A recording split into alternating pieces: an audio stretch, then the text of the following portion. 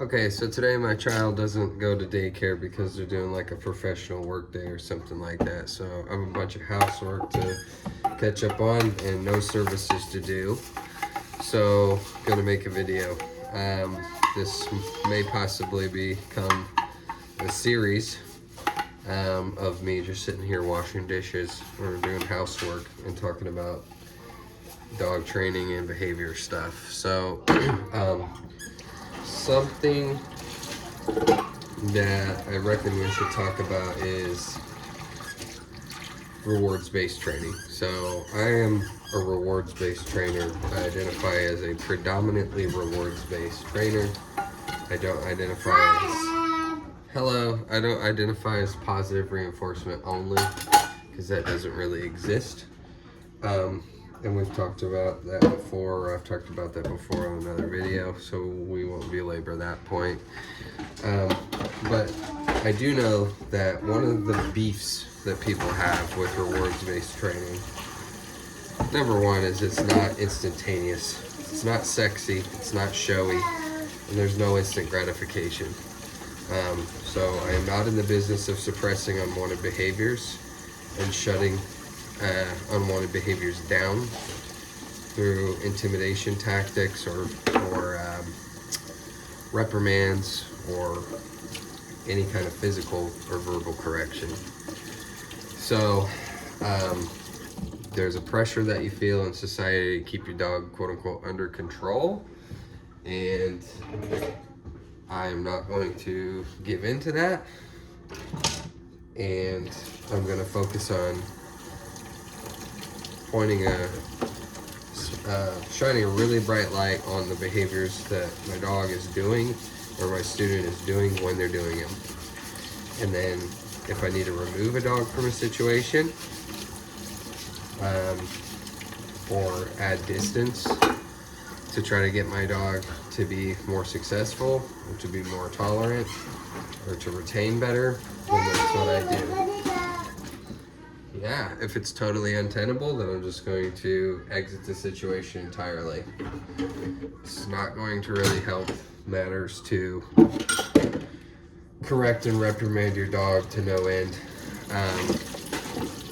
So I stopped doing that a long time ago. But the other thing that people have a problem with, as far as rewards-based training goes, is the rewards. People I see all the time, like online, or talk to people all the time where they're like, well, you know, my dog doesn't even need food, like need treats anymore. Like I just, you know, pet him or tell him good boy or whatever, and he'll work for that. I don't really, like that's some kind of like learned power play that we have, like to wean a dog off entirely of tangible food reinforcers is just really unnecessary and weird, because nobody's going to ask you, or they shouldn't, or you should find a new job. Nobody's going to ask you to come into work without getting a paycheck, without paying you. So with our dog, yes, over time, the more reliable or fluent they become at behaviors, the rate of reinforcement can be decreased. So fewer and further treats, or treats fewer and farther between. That's fine, but I never retire a food reinforcer entirely for any behavior. Like every once in a blue moon, even your dog should get payment for, yes, baby.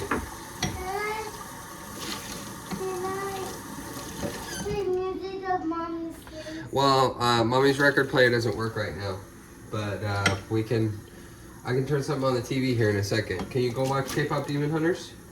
I think I'm scared. Scared? Okay, well you can hang in here with me. So anyway,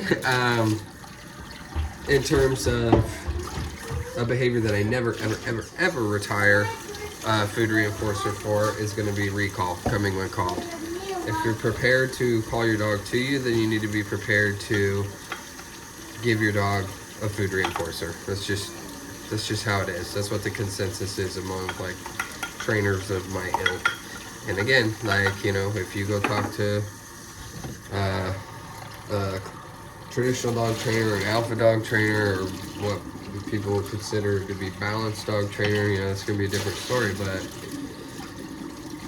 coming when called can be a life or death behavior.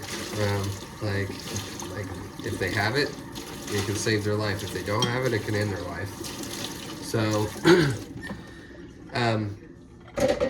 but Dr. Ian Dunbar, he's like the dog trainer of dog trainers. He's been doing this forever and ever. He's a dog trainer, behaviorist, and a veterinarian.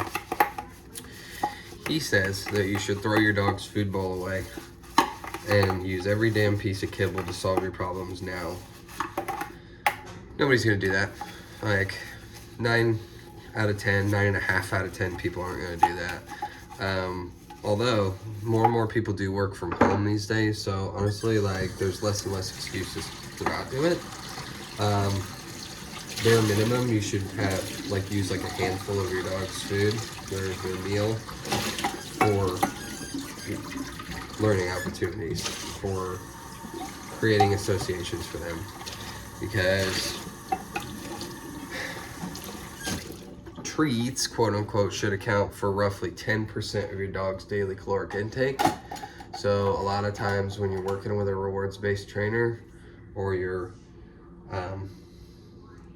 conducting yourself as a rewards-based trainer or guardian, then you're going to be blowing through that and then some. So when you utilize your dog's actual diet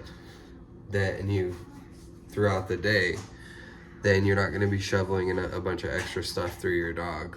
You can still use treats per se.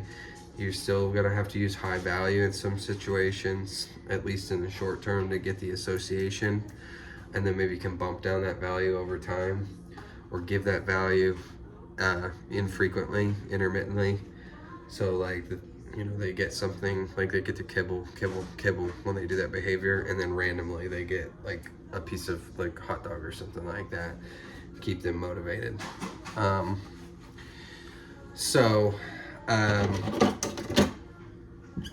Yeah, the dog's stomach is actually pretty small. Like it's going to be relative to the size of their skull.